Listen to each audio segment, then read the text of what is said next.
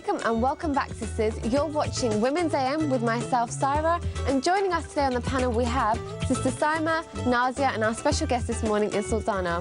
It's time for our final segment of the show where we'll be discussing the following quote from Hasan Al Basri. "Whoever does not hold his tongue cannot understand his deen." Wow, I think that's pretty profound. I think, especially when you're angry, those words come to mind.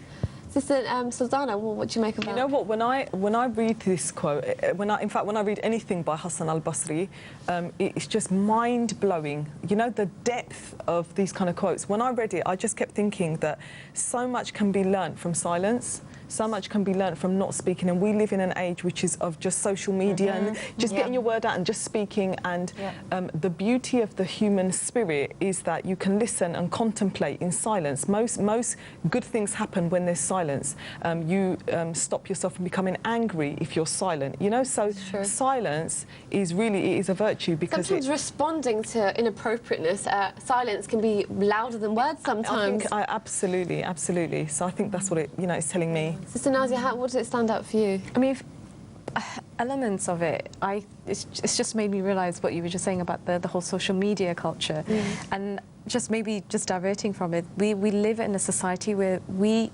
gossip. There's so much gossiping that it makes you sort of think that, you know what, if we had this whole idea of just stop before you open your mouth, because ultimately the conversations that it leads us to, it's really frightening if we were to actually break down and understand what we are doing. That if we really understood it, we wouldn't speak, and we shouldn't speak when we should.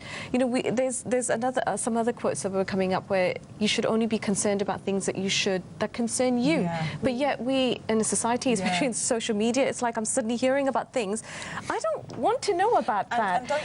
Yeah, it's so interesting, isn't it? Because social media is obviously all online, but it's so loud. That's the thing that you get from it. It's viral. These are such loud kind of terms, and it forces you, and sometimes it's like I don't want to say it, and I get drawn into a discussion that I don't want to have a discussion about. You touch a really point. Even on social media, what I find, a lot of people are reacting to things. They're not responding. They're just blowing off steam. You're thinking, really, is that relevant to anything? And then you've got a whole bunch of people following that same line of thread of conversation.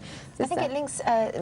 Reminded me of another example where Abu Bakr Siddiq, he said, the one who talks too much often makes the most mistakes. And it also reminded me of something my mother said. She said to me that you can never ever, it would be better sometimes to punch somebody, because you can never ever take back words. You can heal from a punch, but you cannot heal from somebody's words. I think we need to take lessons from your mum. That's good advice. That's such good advice, because it's the truth. It's so powerful. Words have the biggest impact on the human soul. And they can scar you, right? So in that circumstance, it's better. And Hasan Al Basri's quote is actually talking about learning the deen. But look, the deen is to learn about the human soul, to learn about human beings, to understand your place in the world, to understand your relationship with the divine, you know? So silence in that respect is absolutely golden. It's so key. It's so silence is gone. I think you comprehend things a lot more as well in silence. You take it in and think about it several times before you actually make a comment on it. Absolutely. Wow. Absolutely. No, it's I could spend some days thinking about that quote. No, definitely. It's amazing. Sister Nazia, anything else to add to that? Just that, remember, the tongue is one of those things that the Prophet ﷺ really told us to, guard, and it's something that we should really be very careful about. And it's one of those things that it can lead you down something good, and it can lead you down to a path of not so good. And it is a case of once you've spoken it, you can't take it back. That's the other thing. Things that you say and do, they get recorded in your book. So be very careful about what you say, and the words are, it's like one of the things, it's true, words, you can really have a huge impact upon people, hurting their feelings, shaping how they view things. It can have so many profound. I can see why it's connected to the deen. Because it is. I think practically as well. I mean, you've got two angels of noting down everything you say. The very, same lips that you praise Allah with, you're saying things that aren't necessarily important. Sister Sam, how does keeping silent in situations practically affect us? Well, actually, I kind of want to make a different point, because Sultana's got me thinking that this is the excellent thing that people don't understand about the deen. People like Hasan Al Basri and also Ali radiallahu anhu were very, very good at analysing the human self. If you want to study psychology, read these books by these people. Particularly Ali radiallahu anhu is very, very good, and Umar bin Khattab was very good at analysing the human nature. And this is what Islam has come to do. Islam recognizes the weaknesses, the frustrations, the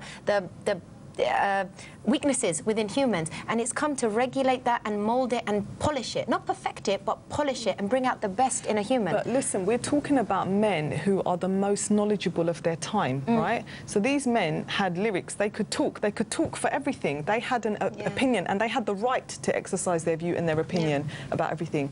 Yet they valued silence, and they talk so much about this contemplative process. Why is that such a recurring theme when it comes to understanding yourself, especially amongst, you know, these learned men and Ali radiallahu anhu? The contemplation that raises your level of intellect, isn't it? Because you, at the end of the day, someone who just speaks in haste is never going to be as good as the person who actually thinks before they speak. So.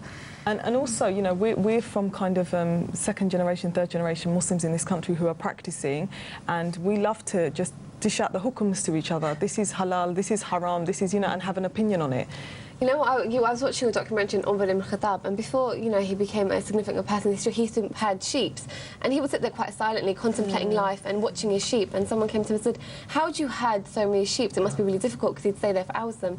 He said, I've realised that every sheep of mine has a certain personality, and I know how to respond and behave with each sheep. And I'm thinking, wow, he's talking about animals here. What's mankind then, humans? I think sometimes we're harsh in our relationships with people. People communicate in different ways, especially in the workforce, you know, in families, and you don't give them benefit of the doubt. You think, gosh, that was silly what they said, but you've no idea what's going on in their lives. This is another attribute, having the right etiquettes, isn't it? Even speech has its etiquettes, and I think a lot of that we've kind of lost as well. I think we live in a society where we just want instant results, and if it means being rude to someone. Any quick tips that we can, I mean, it's all great talking about it, but practically when you're in that situation, any quick tips that you can give? I think avoid being a headless chicken that's just running around doing actions. I think this is something that is promoted a lot, that you should be running around in dawah and praying like 1,000 rakats a day, and it's just action. When the Prophet ﷺ said 1 hour's contemplation is better than a night of prayer. Prayer is like a physical action, but 1 hour of just sitting there with your mouth shut, and just thinking about what you've done in the day, how you've treated people, have you given everyone their rights, have you given yourself your rights, will be very beneficial. Be quiet. Just be quiet. That's my advice. Be quiet. Drink some water and lie down, maybe. Jazakallah khair for all your comments there, sisters. A great discussion there. Unfortunately, we've come to an end of another show, but of course, we are back again on Monday, the 8th of June at 11 a.m. to discuss getting to know Aisha radiallahu anha. So please do tune in for that. But before we go, here's a quick reminder of this week's competition.